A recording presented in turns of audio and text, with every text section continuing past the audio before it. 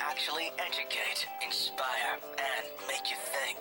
The future is now. Topics and music that affect your life from Universal Broadcasting Network. Tune in at ubnradio.com.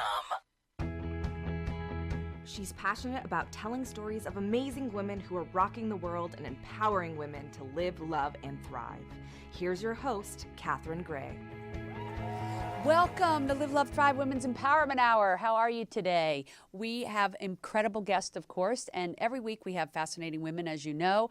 And if you don't want to miss any of our shows, we'll be sure to, of course, follow us on YouTube or on your favorite podcast channels, iHeart, iTunes, and the others. Today we have on Mary Jo Eustace. She's the author of the book Divorce Sucks. You know that's going to be a juicy show. And later in the show, we're going to talk to Lola Davidson, a very smart, funny woman who is part of Alzheimer's LA. Actually, it's Alzheimer's Greater LA. So we're going to have her on in a bit. You want to stay tuned for that. First up, please give a warm welcome to Mary Jo Eustace. Woohoo! Yay! I'm so excited to be here. Yeah, I'm really excited to have you here. Thank you. Oh, girl, what a ride you've had. It's been a rocky ride. Yeah. It's been a rocky road. Well, we're going to talk about your rocky ride here and what you're doing today. So first of all, let's talk about you were born in Canada. I'm a Canadian. Yeah, I love Canadian. Canada. Canada is the best. Yeah, I would dare to say that I almost wished I lived there right now. Really? I wonder Wink, why. wink. Wonder why. Wink, wink. Yeah. No, Canada is beautiful. I'm born and bred in Toronto, but I've been living here for about 12 or 13 years. Too. I was bred there. So have the Canadian sensibility. I say sorry a lot. Yeah. But I'm also a U.S. citizen, so I'm a dual citizen, which lucky is great. you. Yeah. That's awesome. So you could go back there anytime you have to? I do. I'm going back next week. Okay. To see how it's all going. And this was Toronto that you grew up in? Yeah, in Toronto. Yeah. We had 3 siblings and crazy parents, and we're all still around and spread out all over the country. So now, it's what good. I love is that the girl who wrote the book Divorce Sucks also had parents that were married for 55 years, right? Well, yes, they've Yeah. been together for 57 or 58 years, but they took a little 2-year break when my dad met an aerobic okay. instructor. So they took a little break for 2 years. You know, I think a lot of people have been together that long have those breaks. I think it's good to have Yeah. a little break. Yeah, And I don't now- know if it's good, but I think they do it. I think Yeah. it's just, I've actually spoken to a lot of people's parents who do have that little secret that they did have a little break. So they did, and That's they're back actually together. happened in my family. Yep.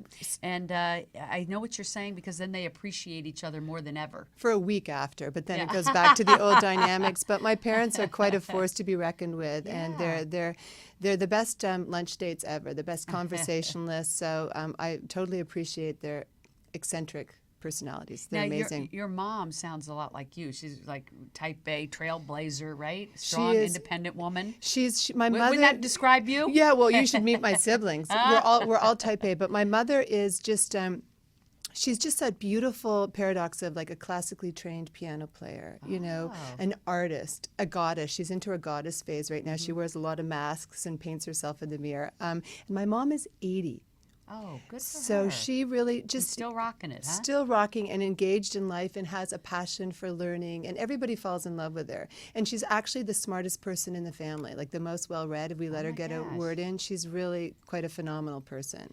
You know, I have this conference coming up in November called Live, Love, Thrive, and I'm doing something that no other conference has done, and that is we have a panel called Forever Young that is going to be women in their 80s and 90s who are still rocking it. Well, I think what an inspiration Don't they you are. think it could be almost the best time of your life? Like your kids are out of the house, you actually don't care anymore what anybody thinks. Don't You're going care to be at all. following your passions. There's a great movie right now, Eat Your Breakfast, and if you're not in the obits, it's a good day, which Carl Reiner. Yes, I've seen Isn't it. that brilliant? It's great. I think it's on HBO. These people Love in their that. 90s, I am jealous of their life. I know. They are so happy. There are so many people rocking it in their 80s and 90s, and even I'm going to have someone on the show soon who's 100, and she still goes to work like every day. I mean, I have found that I think the secret to it is, first of all, they usually do some sort of physical work, some sort of workout. Right.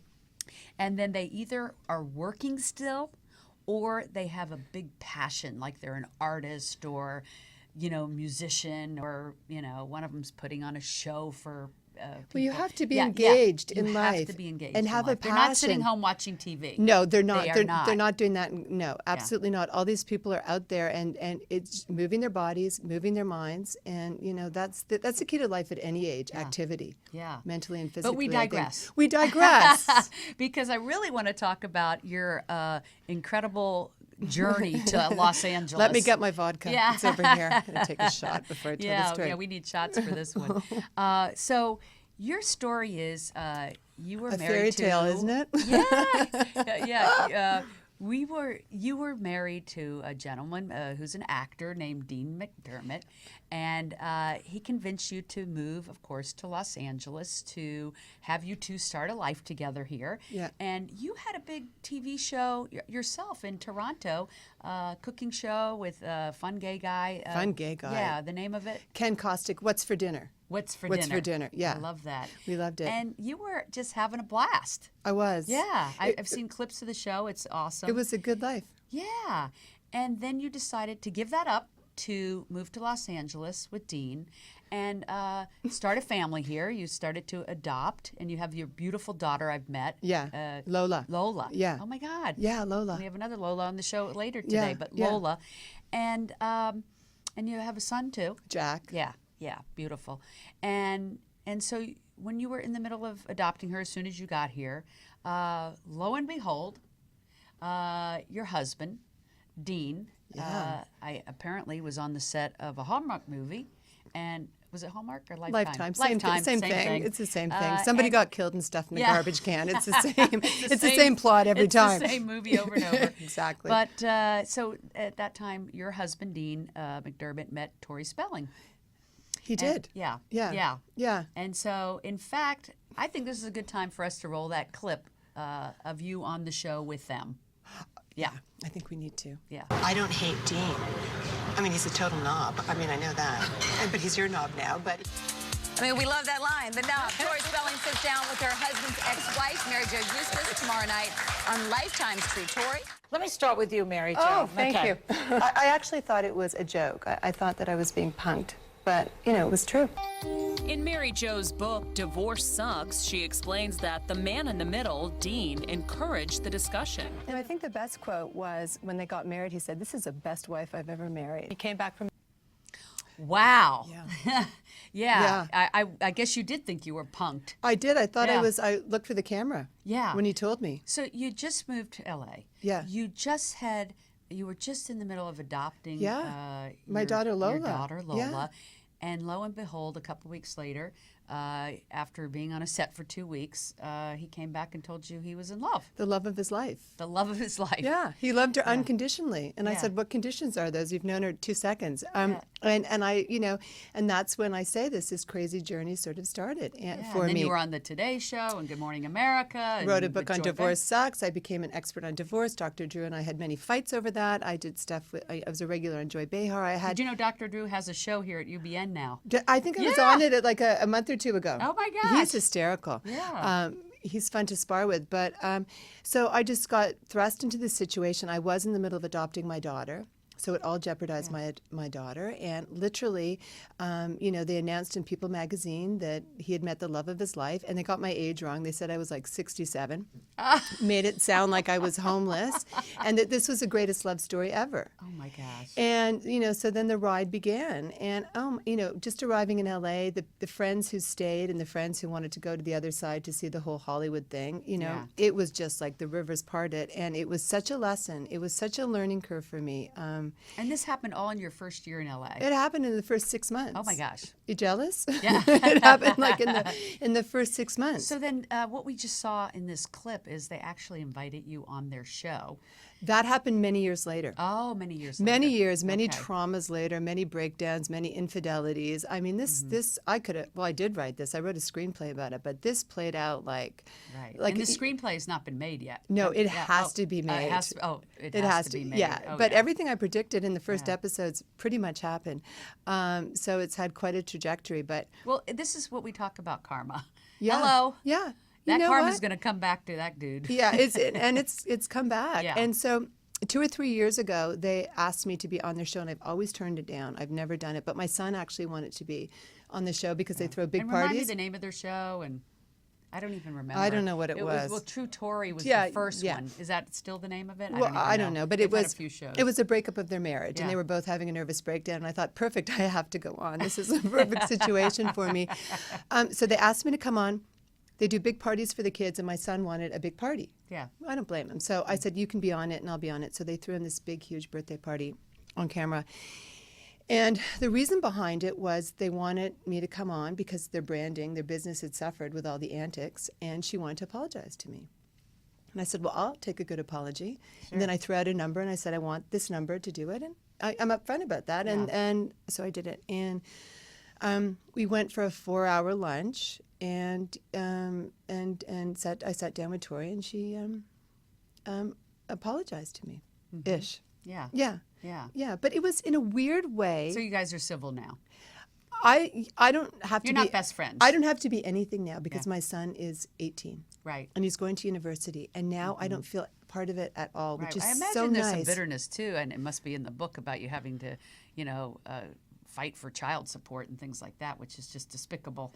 The fact that you were left and and not to want to support their child, and it's all mind blowing. But that's Hollywood. It's a Hollywood, and it happens elsewhere too. And it was a real fight, and I really fought for it, and just actually settled it this year in front of a judge because my ex-husband was in contempt of court, and the judge said, "You're in contempt. You'll go to jail." So now I have the jail card when the finance card doesn't happen. So, but I think that when I sat down to have the sit down with her, I made her own it.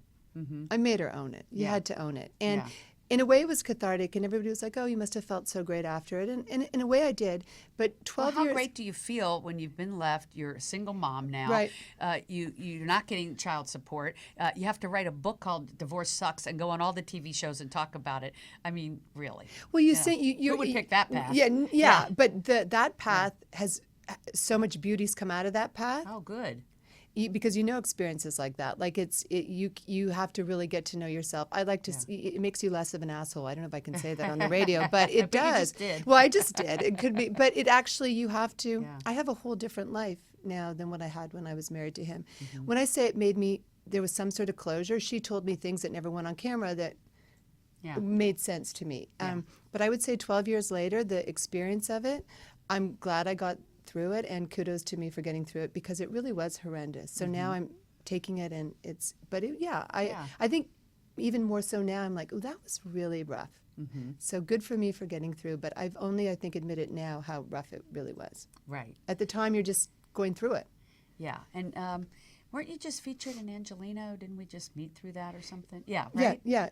Well, I was for the charity event, but I Yeah. just was featured on Esme, which is a great site for single moms. You should look into that. I mean, the women on it are insanely accomplished, and I just did a really lovely piece for them. Yeah. Which was good. And I know you have like this whole new trajectory now where you're helping women, you're helping empower women financially. Yeah. I love that with RTB Financial Group, who I love, Aren't Adam they and Amanda Barr. amazing? Raise the bar. I love their saying. And they're such good people. And so that's something that you want to do now is, because I do believe we help empower ourselves by helping empower other women. Yes. Right? Yes. I Yeah. love that. I'm all about that, reaching out to women and hearing their stories. I think that they're so fascinating, and I learned so much. And the connecting points just make us feel so much better. Like, oh, you have that? I didn't know. I was scared to say that. Or just this community that I'm involved in now and building is really, it's changing my life.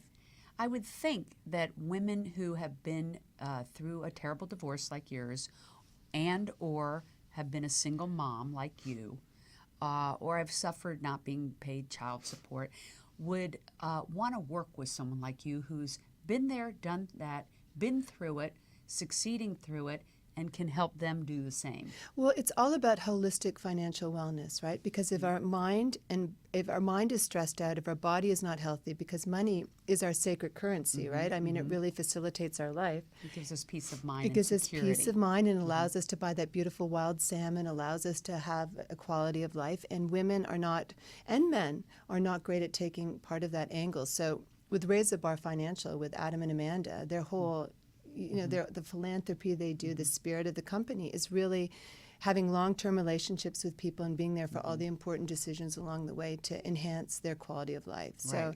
And I'm passionate about it. I believe their website is rtbfinancialgroup.com. Yes. For people to find you. Yes. And to reach out to their company. But like you said, also too, when you want to learn about financial integrity and things that you can rely on to build your wealth, you want to be with people who are good integrity people, handling your money and guiding you in a way that they really care about your future. So I think when people are out there looking for financial consultants, you do have to find somebody that you relate to and trust, and It's everything. who aligns with your thinking, Right. And brings something to the table you don't. Most people are not good with finances. No. Most people need help in creating a roadmap of, okay, I want to be here. How am I going to get from here to there? They don't want to talk about it. And they Yeah. also do, and it's money and your finances are a deeply secret, confidential Personal, thing. yeah. And to trust somebody with that and not just to be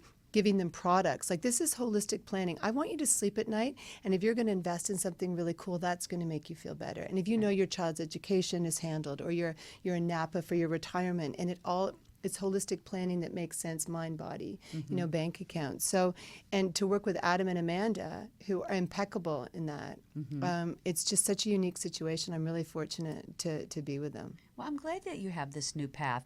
And, looking back in writing this book, Divorce Sucks, which really pretty much tells it like Sums it it is. up. It's not There's vague. no guessing game It's there. not vague. I know we talked about, it affects 60% of couples end in divorce, which is really sad. Divorce, I know so many divorce moms who are so amazing. Yeah. And have gotten the shaft, quite frankly, really badly. Yeah. And are just in there fighting for their kids and doing the best that they can. 60% of people get divorced, 80% of people think about it, and the remarriage rate is bad. We're not doing it well. Right. We're not right. doing it so well. would you remarry? No. Oh, how did that? I don't know. Yeah, you got to be open. Yeah. If it was the right person. Go on. Yeah. I mean, I got lucky. I found You the right got person. so I got lucky. lucky. So, everybody, if everybody has that soulmate out there, I think the reason we don't always meet them is two reasons. One is we have this little finite idea of who it has to be. Instead Yeah. of really being attuned to what's right for you. Yeah. And the other is that we're open, we're closed off. So between those two things. I'm the second. Yeah. I don't have a finite picture in my mind. Yeah. I That's don't. good. But I think I'm a little closed. yeah. But I'm working on it. Right. Well, Yeah. yeah. And if you have that wall up, nobody can get in, obviously. No. But, you would think if you meet the right person, that wall would come down. But really, I think people doing work on themselves. To be okay to be vulnerable, because if you're not vulnerable, then you're really missing out on love. And isn't love really the most gratifying, most wonderful thing? Like sharing your life with someone you really enjoy and love. I'm sorry, I just think it just doesn't get any better than that. Well, no. And I mean, Yeah. Brene Brown, you probably know her and love Yeah. her. She wrote a book, The Gifts of Imperfection, and it's all about the V word, vulnerability, Yeah. because that people think that's a pejorative term. Yes. But of course, it's the most empowering, powerful term. That if you're Absolutely. vulnerable and show who you are, and trust somebody with that. So I'm getting there. I'm on Yeah. step one. Yeah. Isn't it so true that people think being vulnerable means being weak, and it's the complete opposite? Well, you know what's really interesting? The most vulnerable financial companies, the biggest business, are vulnerable, i.e. they have the template where they give back to the community, they take risks, they engage their employees, they try innovative things in the company. The vulnerability of learning, some of the biggest CEOs, and Brene Brown goes into this, embrace vulnerability because it allows them to be open and to learn. So it's really interesting on every level. Yeah. I think. So would you ever get into doing another show or writing another book? I feel like you seem like the type that there's probably, I don't know. Yeah, I want to. Yeah. I love TV. Yeah, you're a TV girl. I love TV, and Yeah. I love this You side should of be doing radio your own show. I Yeah. love it. I I am really curious about people's stories and the details. I get so hung up on people's details because they're always the funniest, most interesting things about people's lives, right? When you just hear it and you're like, oh, I love you. That happened to me, or I can relate to that. That's what I love about doing the show. I love hearing people's stories and how they got from here to there and what their journey was and what they got from it and what we can share with other people. And But you're a great facilitator. Like you get tremendous joy out of. I do. Yeah, I love it too. Yeah. So I do. I have one more book in me. That I'm going to do. Do you already know the name of it? It's going to be about Lola. Oh, it's going to be about my daughter. It's something, and this is a whole other show. We won't do it today. Yeah. But something happened a couple of years ago that happens to a lot of women that I can't go into. That happened to me, and it's our journeys separately that I'm writing. So. Oh, I love that. Yeah. And I also wrote the Scared Wheatless book for Lola. Yeah. I wrote a cookbook. How did you end up adopting Lola? What's her story? She is born here, and I was married at the time. We talked a bit about my ex-husband, and we were in the process of adopting my daughter. So we got to California in December. We got approved for Lola's adoption June, and she was born July. And he went to do the movie in August, and came back, and that was it. Oh my. So I adopted her on my own. Wow. And you know what's really interesting? I took her to the airport the other day. She's visiting my parents in Toronto, and she flew solo as a minor. So I took her to the gate, and then, they took her in her little face, and I started bawling my eyes out. And I got in the car, and I'm driving home, and back to your conversation, I was like, who is the love of my life? And it was like, it's Lola. Yeah. Lola's the love of my life. Aw. And my son. But Yes. Lola is this magical thing that came into my life. I'm like, oh, Under my these God. circumstances, Yeah. and you had to put a pretty wrapping around it. Yeah, I mean, Yeah. Yeah. And what's the story? Her parents couldn't. Oh, adoption stories are always fascinating. Yeah. What the real story is. Yeah. And the real story is bizarre. Okay. It's a bizarre story. And she ended up with me, and I can't tell you how. And I actually turned down 2 adoptions prior to Lola, which you never turn down an adoption. But I was like, I don't. Yeah. And as soon as her situation came up, I'm like, that's my girl. You just knew. It's my girl. Yeah. That's one thing beautiful. We have these intuitions, right? Yeah. Yeah. So she is, and she's, So is she's the a book gift. about her extraordinary situation with the adoption? No. No? Okay. No, that book isn't. It's about something else. But yeah. That's Yeah. another. That's and so another story. they wanted to have a child, but they couldn't keep her. Or? It was. The story was the dad was not around, and the mom had an affair, and then the mom had an affair while her husband was somewhere else. He came back. She was pregnant with the affair's baby, and he said no, but I'll stay with you, but no. Yeah. So Lola was put up for adoption. Oh, there is an extraordinary story, but Yeah. it's because she was meant to be yours. She was meant to be. That is so obvious. Yeah. So Oh, wonderful! What an angel blessing in your life. Yeah, she is. I'm so lucky. it all turned out. Everything turned out. Yeah, because you have an amazing life now and incredible future possibilities. Yeah, you know? yeah. Some lucky gentleman is going to be in your life, and, Poor man. and vice versa. No, it was. And then you're going to write "Marriage is ecstasy." Marriage is the best. Get married. No, it all worked out how it should, and all along the way, every day I laughed. You have to have a great sense of humor about life because you just have to. It's a great leveler. So always good laughs with everything. You have to.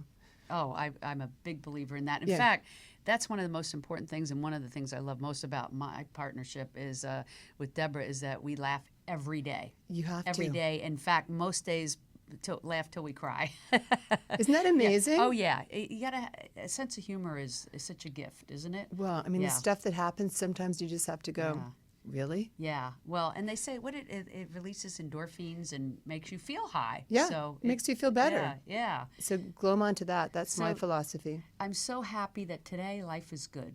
Today, life is very I'm good. so happy. You're such a beautiful human being, inside and out, and I'm so happy to meet you and have you on the show. I've loved it. Yeah. Thank you so much. Thanks for sharing your journey. I appreciate Looking it. forward to what's ahead. Oh, boy.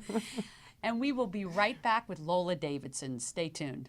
Thank you for tuning in to the Live, Love, Thrive show, where we bring you powerful and positive programming about women and those who support women's empowerment. It seems by sharing their stories and showing us their talent and potential, they remind us of our own. We ask you to join us weekly by taking a minute to subscribe to our 360 Karma YouTube channel so you get to see every episode of these uplifting and inspiring stories. We all need more of this, yes? And did you know we have the Live, Love, Thrive book on our 360 Karma website and on Amazon? If you enjoy reading books of incredible women who are doing amazing work in the world, you will want to pick up a copy. Also, when you join 360karma.com, you will enjoy our growing video content of expert advice and support, and learn about our workshops and our second annual Women's Conference in West Hollywood, November 3rd and 4th of this year. If you would like to align with a like-minded, purpose-driven community, you will feel at home at 360karma.com. We encourage and support you to live the life you love. RTB Financial Group empowers women to raise the bar and take control of their financial future. For more information, visit rtbfinancialgroup.com or call Amanda Barr at 424-284-4216. The Live, Love, Thrive program is brought to you in part by Honda of downtown Los Angeles, supporting the equality and empowerment of women. And we are back with Lola Davidson. Hi. Hi. I'm so how excited are to you? be here. Thank I'm you. excited to have you here. I have stuff for you. Yeah. Oh my gosh, I love people who have stuff for me. Here was our postcard that we had made for Tackle Alzheimer's Greater Los Angeles I can't fundraiser. wait to talk about Tackle Alzheimer's. Here's some. You played football. I did. I played to for raise money. 4 years, and then they gave me a gosh. job. So football led to Oh a my career God, for me. I love that. I brought you some macaroons to sweeten you up. Oh my God. You must know I have a sweet tooth. Thank you. Yes. And I brought you, of course, a shirt. Oh my God, I love this. I've never get gifts. This is like an awesome show. Tackle ALZ. It is an awesome we show. love this. Thank you so much. That's so kind Thank of you. you. Thank you for having Should we me. just stop and have cookies? No. Oh, yeah. So I want to talk a little bit about your journey to doing your work with let's say Alzheimer's Greater LA, because it used to be the Alzheimer's Association, which still is, but this broke off and became Alzheimer's Greater LA because the association is more about research, but you all are more about helping the caretaker. Is that correct? That, you know what? Pretty that darn kinda sum it good. up? Pretty darn good. Okay. Yes. So Alzheimer's Greater Los Angeles, in its core, has been serving the Los Angeles community, which reaches all the way out to Inland Empire, all the way down to South Bay, for more than 36 years. Wow. It started with just a passionate group of 7, and now we are a staff of 55. So we're the only local 501c3 dementia-focused, Alzheimer's-focused organization in Los Angeles that is dedicated to the care and service of these families. Wow. We were a part of Alzheimer's Association for a period of time. We joined in the 80s, and then we broke off in 2016. Nothing bad about Alzheimer's Association. They're amazing. Their focus is more on, like you said, research and advocacy, which is, of course, so important. So important. And from a national organization, that's where their strength is. Right. But for us, we are still really dedicated and focused. We're the boots on the ground for families who need help today. And there's just so many. And we're now starting to work together. The association refers families to us all the time, which is great. Well, and I do want to talk about what you all are doing with this organization and about your fundraiser. First, I want to talk about your journey to getting to this place. Okay. Because I know you have an interesting background of comedy and acting and whatnot, and I'm thinking, how do you start there and end up here, and but it's a wonderful road from Albuquerque to LA, huh? Yeah. So I know you and I had chatted about you grew up out in the country in Albuquerque on horses. You were on a horse before a bike. Yeah. That's right. But that you found from the get-go you were a city girl. Yeah. Yeah, that's me too. Yes. Oh, Yeah. good. Yep. Yeah, High five. Exactly. Yeah. I mean, for me, D.C., Miami, New York, and L.A. You hit all the good as ones. a city as I could. I did. No fool here. No. But you grew up in that rural area of Albuquerque. What was that like? You know, growing up as a kid in Albuquerque, New Mexico, I had the best time. I grew up on, my father was a horse breeder, and my grandfather was a cattle rancher. And so we had lots of wide open spaces and lots of freedom. And I think the greatest day of my childhood was when we got a dishwasher and my mom let me have the box. And that box became everything to me. It became the theater. I guess I was small enough to fit in it, but I turned it into a theater. And we chased chickens and we chased ducks. And yes, I You literally grew up on a farm. Yes, and I did. I rode a horse before I rode a bike. And the bike thing didn't go out so well, actually. The day my training wheels came off, I fell into a cactus, which was a long Sunday involving candle wax and tweezers. And then I found my way to college at Chapman University in Orange County. And then so that's what brought you to California. Mm-hmm. And originally your mom was from here, right? No, actually, no. What brought you to California? Me. Oh, yes. I wanted to come out here because I wanted to act. I loved the idea of Los Angeles and to be in a big city. Oh, so there's nobody that you knew here. You just came out and went for it, and you just felt drawn to it. Huh? Yes, but I did find a mom here. My freshman roommate, Erica, in college, her mom quickly became my adopted mother. I spent every holiday, every summer with her. She's an amazing mentor for me. Mama Luz is what I call her. It's always nice to come out as somewhere where you don't have family and create family. I know I have that with my partner. She has an incredible mom and dad and siblings, and they become my family because my family's on the East Coast. So it's nice to have a family, an LA family. Yeah. So that makes it awesome. I love it. So, and I know, even though you said you're a city girl, that you love animals, big animal lover. Yes. Yeah. I mean, not that we can't love animals in the city, but you know what I mean. Right. Like, you grew up with horses. And, right. And now I have a Chihuahua.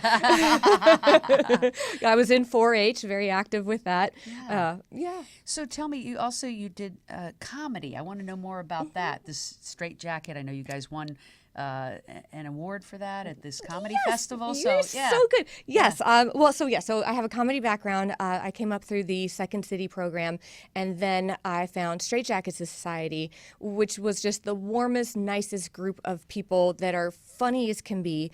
And I joined their troupe, and it has been just happiness ever since. And we're so a you very still tight-knit belong group. with them? Yes, I still belong with them. And we're working more on online stuff right now, but 2 years ago, the women of Straight Jacket Society entered the Funny Women Festival here in Los Angeles, and we won the sketch competition. I love it. What was the sketch about? Oh gosh, we had a good couple of sketches in that one, and I can't remember.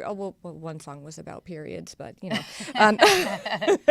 But it was a great time. Funny, it was great. period. It was funny, period. Exactly. But it was so much fun to be part of that, and there was great workshops, and it was like really cool women empowering in comedy, and that was amazing. And then last year we also entered, but they no longer had it a competition, so it was just more of a workshop or a showcase, I guess, if you would. But again, incredible women just sharing information, empowering each other in the world of comedy, which is pretty darn cool. That's great. And Straight Jacket Society, one of my proud fellow friends and members, Jennifer Holloway, at the time was working for Alzheimer's Association, and this was 2013. And she said, okay, so we're doing this thing. It's called Blondes versus Brunettes. Let's tackle Alzheimer's. And so most of the girls from Straight Jacket Society joined immediately.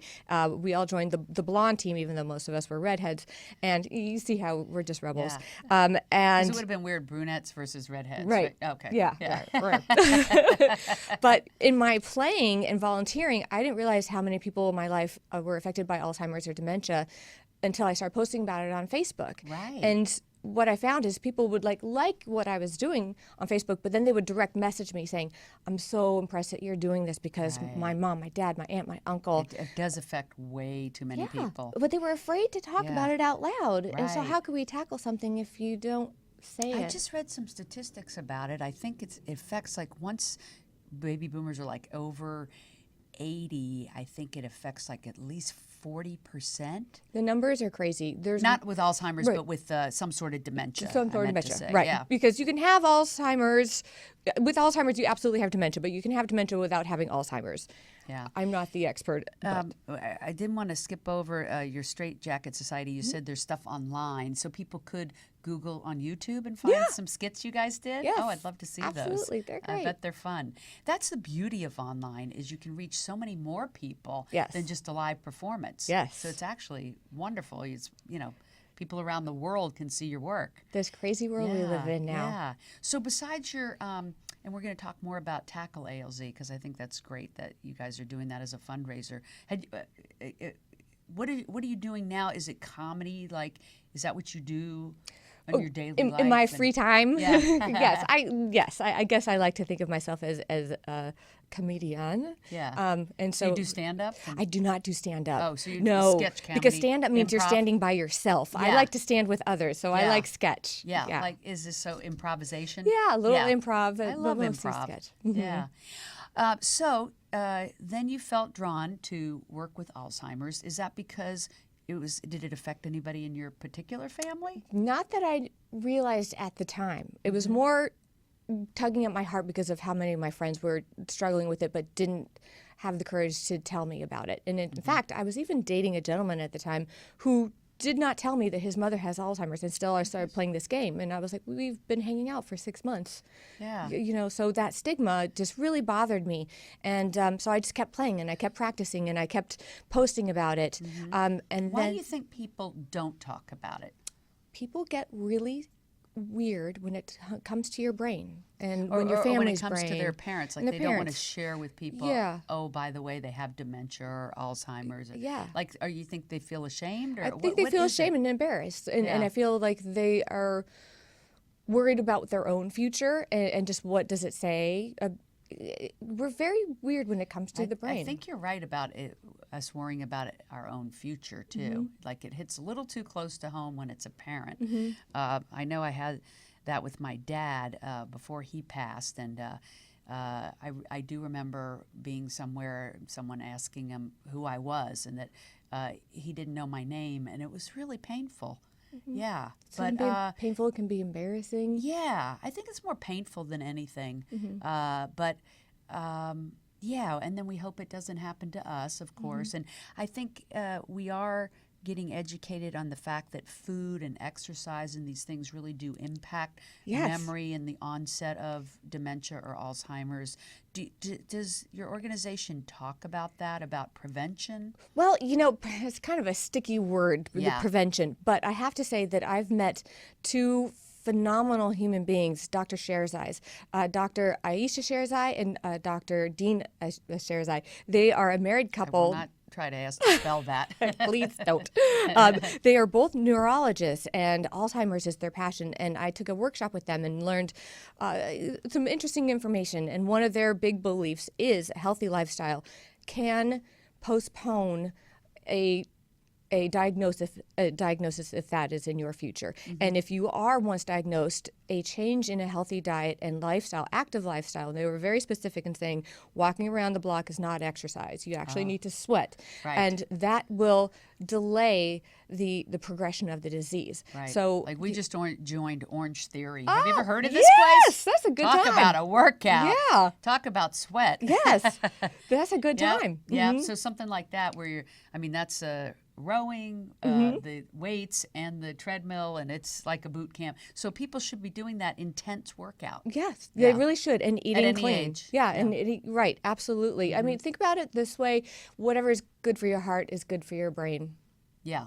Right. And then what about what we eat? Did these doctors think that what we eat does impact our memory? Yes, I mean they're very much about clean eating. It's all the things we actually intuitively know. Right. I mean, I've heard like almonds and walnuts and things Are really good, help. Yeah. yes, good brain food, avocados, salmon, and then, but again, humans, we want like something very specific. And so sometimes like we'll be out in public and meeting people and they'll say, exactly how many ounces of salmon should I be having a day? Exactly how many almonds should I be having? It's not, don't, No, It's just clean right. eating and exercising. And what Exercise. about, is it really true about exercising your mind? Because I've heard like watching television, like they've put electrodes on people, and that your mind is actually like in sleep mode, which is why people find TV relaxing. But the problem is your brain is like flatline. So I would think television is really bad for people, especially in long dosages. So is it true that playing games and things exercise the mind? Do you think there's some truth to that? There is truth in that, and I have to confess, I do love television, yay, Game of Thrones. My brain is flatlined a good portion of the day.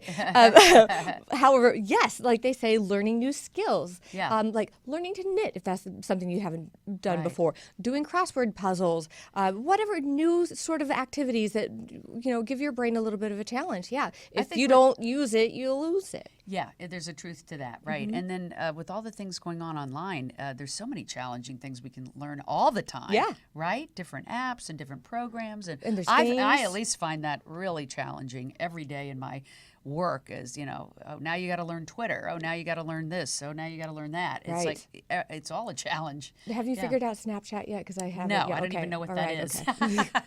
But I think it's because I'm over 50. They tell me that's the Facebook generation. Yeah, I know Facebook very well. That tells you what league I'm in.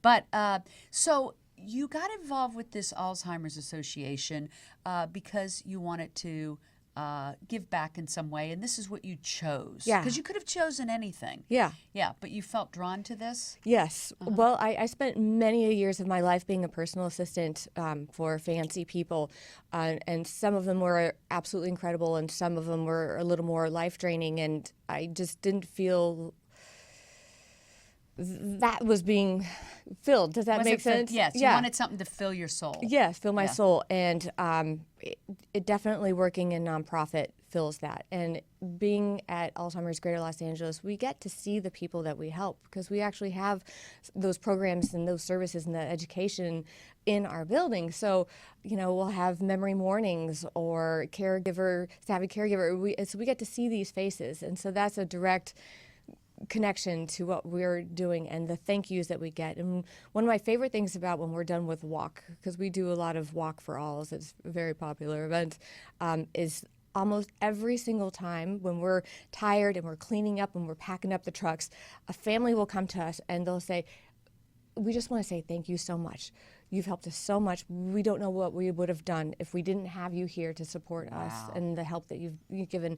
And, we get chills, we get a little teary-eyed, and all of a sudden we're able to pack that truck up with a good little hop in our step and feeling good. Nice. And so it's ALZGLA, because it stands for GreaterLA.org, ALZGLA. You got it. And if people want to volunteer, they can. Yes. If they want to donate, they can. Yes. And if they want to participate in your charity event, which is the Tackle Alls. Tackle Alls. And so tell me about this. How did you get to play football? Like, have you ever played football before? I never played football until 2013 when I signed up. I love it. You had never played before. It must be a lot of fun. It is a lot of fun. Yeah. And the game has changed a lot. That first year, most of the girls that played found out about the game through our organization, and they wanted to play in honor of a loved one. And most girls hadn't had a lot of football experience. But what happened is, because of playing in that game, all of a sudden they found a passion for football. And so outside of this game, they started signing up for leagues on the weekends or weeknights or at the beach and playing. And so football for women in Los Angeles has evolved hugely to where that's now a regular thing. And most of our players who play now, while yes, most of them are still playing in honor of a loved one, most of them are already playing football on a regular basis. So the game has gotten quite exciting and really good. Now, I know you just had this last week, but we'll have it again next year if people want to participate and come see it. Yes. This year it was at Campus El Segundo? It was in El Segundo for the first time. In the past, we were at UCLA, Fairfax High, Hollywood High. This year, we went to El Segundo. and we couldn't be happier. They were so kind and so generous. That city is really cute. And this event helped you all raise almost $60,000. Almost $60,000. So people donate, they get behind the players? Yes. Is that how it works? Yes, the players fundraise. They have a minimum that they have to make in order to play. Which is? With $350, which is super easy. Yeah, super easy. And then we have incentives for them to fundraise even more. And one of the fundraiser incentives was whoever raised the most money by this certain date actually won the prize of being here with you today. So that was me. That's so cool. Oh my God. Yeah. So you were the top fundraiser. Good for you. You go, girl. Thank you. That's awesome. Thank you so much. That's awesome. Can I ask how much you raised? I raised, I want to say it's $5,870. Wow, that's a lot of money. Yeah. And there's still time. great. There's still time to donate. Yes, we want people to donate. So they'll go to the website. We have it on the screen. Oh, great. And hope they get behind you. Yeah. Yeah. I mean, any nonprofit can always use funding. Oh my gosh, And yes. volunteers. Yes. Yeah. So this sounds like a lot of fun. It sounds like you're having a blast and doing good things and raising money for a good cause. Yes. It's wonderful. I mean, this year in particular, because this is my baby, it was so emotional. It was a lot of hard work, but like on game day, I couldn't have been prouder of the players, how hard they fundraised and how hard they practiced. And we had Sean McGrath from the Los Angeles Chargers that was there, and he worked out with the girls and practiced with the girls, and he could not have been more gracious and more kind. And it was a really cool event. And the game came down to a nail biter. The Fireballs, who were behind, won by 1 point in the last seconds of the game. So that was not your team? You know what? They're both my teams. Oh, okay. They're both my teams. Oh, that's right, because you don't play now. I You don't just play anymore. organize. And Okay. I got to know the girls' families because they would call me to make sure their donations would go through. So I have, technically, Fireballs was the team that I had formerly played on. But I have girls on the All-Stars team that I also played with. And at the end of the day, all those girls are my team. They're all winners. Yes. Yeah. Yes. Yeah. Oh, the All-Stars. Yeah. They as a team were the winners of the fundraising challenge. And McLeod Ale, which is our beer sponsor, is now going to name a beer after them. Oh my gosh, that is so cool. So how many people play in this game? How many are on each team? Well, it's a 7-on-7 on the field, but we had probably about 20 to 22 on each team. Oh my gosh, that's a lot of women. That rocks. Yeah. And I love it that it was all women. Yeah. Why do you think that is? You know, I've interviewed a lot of people that start nonprofits, and most of the time they're started by women. I'm just wondering, and so this entire fundraiser is women playing football. Well, I think that's really cool. I'll tell you what my favorite thing about Tackle Alls is I feel like what it represents is so powerful because women are more likely to get the diagnosis of Alzheimer's. Women are also How much more likely? You know what? I don't remember. I'll get back to you. I wonder why that is. You think women are under more stress, maybe? I'm not quite sure. I don't know. We could Maybe because of speculate. our great big brains. Yeah. So women are more likely to Maybe get we the eat more ice diagnosis. cream. Maybe that's it. And also, women are more likely to be the caregivers of a loved one, whether it be a wife, a husband, a That's why I say stress. grandparent. Right, stress. So women, as dealing with this disease, really get the 1-2 punch. And to me, this game really represents the strength and the resilience and the determination of women facing this disease. You know, and I want to mention it's so interesting because Mary Jo Eustace, who was on at the beginning of the show, is working with RTB Financial Group, who actually introduced me to you all because they get behind it. Amanda Barr, I know, is involved with you all. Amanda Barr and I played the first year together. And she's with Tackle ALZ. So thank you, Amanda and Adam Barr, RTB Financial Group, for bringing us to be aware of Tackle ALZ. Really appreciate that, especially like you said, because it hits home. I know in my family and friends' families, and so you're finding that people don't want to talk about it, but we. Thank goodness on this show we're talking about it. We're talking about and it. We're talking about that people should talk about it, right? So that we're all in this together, helping each other and figuring out A, how we can prevent it, B, how we can support people who are dealing with it as caregivers and as people that have it, right? Right. So it's really important, the work that you guys are doing. Thank you. I want to say that we 20% of our proceeds do go to research. It goes to local research. Okay. So that's a really profound thing to And to where's do that too. local research done? Who's like really carrying that flag? This year, we gave a hefty grant to UCLA. Oh, UCLA, yeah. They have a big department that focuses on that research. That's So great. we're very proud of that. And I just wanted to give one statistic, which is 1 in 10 people 65 years or older have the diagnosis of Alzheimer's. And 2 people who are 65 right now is Mark Hamill and Linda Carter. So just think about that. Luke Skywalker and Wonder Woman. Right. Wow. That's sad. But they don't have it, I just want to say. Yeah. Oh, they don't have it? They don't have it. But I 1 thought out of you were- 10. They were the ages. They're 65. Oh, they're the ages, so Yeah. you're saying that it could be them. Right. Yeah. Yeah. Yeah. And those are people that we don't think of as being old. Right, right. No, it can happen in 50s, 60s, that's for sure. Unfortunately, early onset could happen as, God forbid, as early as 30, So but that is very here's rare. a really important question. How do people recognize that someone they love is starting to have dementia? Do you guys have some sort of telltale signs you could share with us? Well, we all forget things sometimes. We all lose our not keys me, ever. sometimes. Oh, you're not you? Ever? I want what you're having. Who are you? Yeah. Okay. When it becomes more of a problem, Yeah. when you start to find that the person gets frustrated when they don't remember certain things or places, there's a very simple old school test, which is, can you draw a picture of a clock for me? And this can be very frustrating for somebody who knows what a clock looks like and knows they should be able to do it, but they can't. They can do the circle, but they can't make the hour and the minute signs. Really? Yeah. So if you were concerned that someone you love might be having Alzheimer's, or is this just dementia in Just general? dementia in general, right. You would have them draw the clock and put in the numbers. And if they can't do that, then it's a pretty sure sign Well, that, maybe we should go see the doctor. right. Yeah. And that would be a neurologist? You could first see your family doctor and then go from there. But To a yeah. neurologist, Because I know people really count on your organization to have a place to call and ask these questions, Yes. right? And if people out there don't know who to call, it is alzgla.org that they can reach out to. Yes. That will assist. And you guys really are there to support people who otherwise might not have the support or have somebody that understands what they're going through Yeah. as a caregiver, not just as a person with Alzheimer's, but as a caregiver. Yeah, people don't know that there is help and free help available. And that's what we are. So, yeah, we have a 24/7 helpline that is not on my card. Where is it? Yes, it is. 844-HELP, ALZ.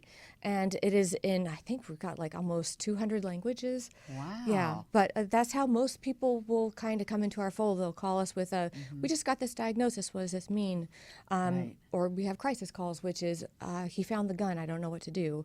But once somebody comes into our fold and they say, yeah, help me, we will walk with them through the rest of the journey of life. One of the interesting things that you mentioned to me was once you realize someone has Alzheimer's, what about these tough questions like how do you ask them for their car keys? Right. And that seems like a simple question, but what do you do? Well, I think every family is different, and our care counselors are masters with that. It depends. How long were they driving? What did driving mean to them? There's little tricks that they can do. Oftentimes it's like, oh, well, we're taking the car in the shop today, don't you remember?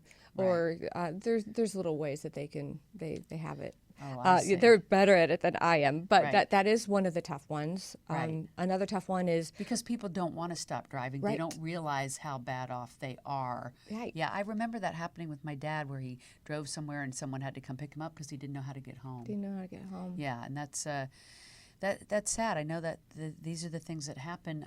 Was your mom taking care of him? No, my mom had passed. Yeah. So was he living alone? Yeah.